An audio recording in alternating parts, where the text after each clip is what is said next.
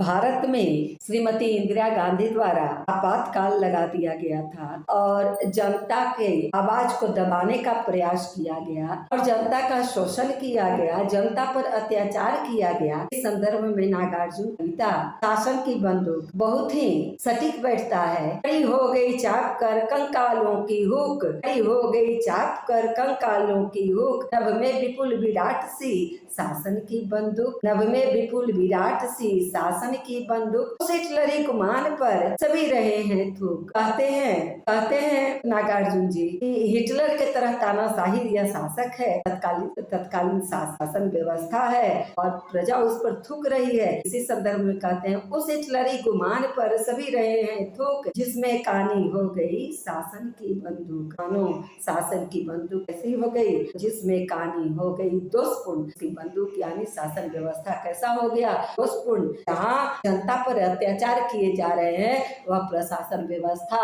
दोषपूर्ण हो गई, वह शासन व्यवस्था दोषपूर्ण है।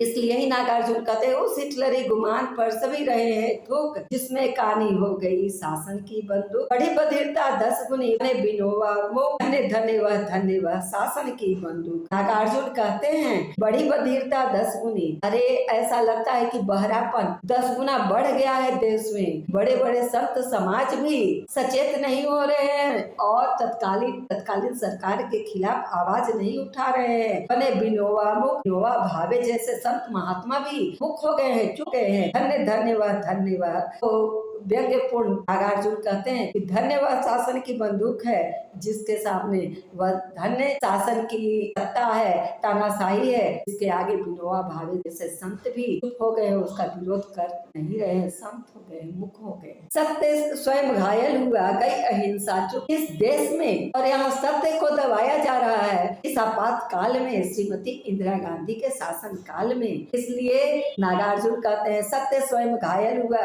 आज लगता है कि इस तत्कालीन सरकार में, यानी इंदिरा गांधी के इस सरकार में, सत्य इस आपातकाल की अवस्था में सत्य मानो घायल हो गया।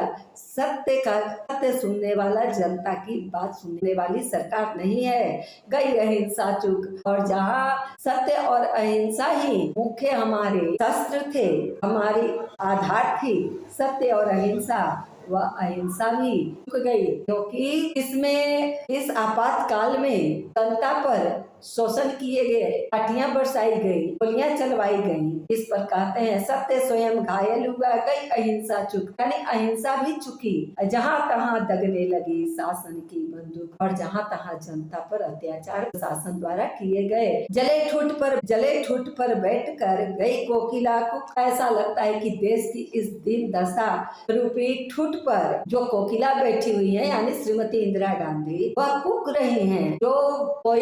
जो कोयल बसंत ऋतु में बोरे आम पर बैठकर कूकती है, वह खुशहाली वातावरण में है, और मानो आज देश की इस दिन दशा पर रूपी ठूठ पर बैठकर कूक रही हैं। यानी उन्हें कोई फर्क नहीं पड़ता है कि देश की दशा क्या है, और बाल लबाका कर सकी शासन की बंदूक।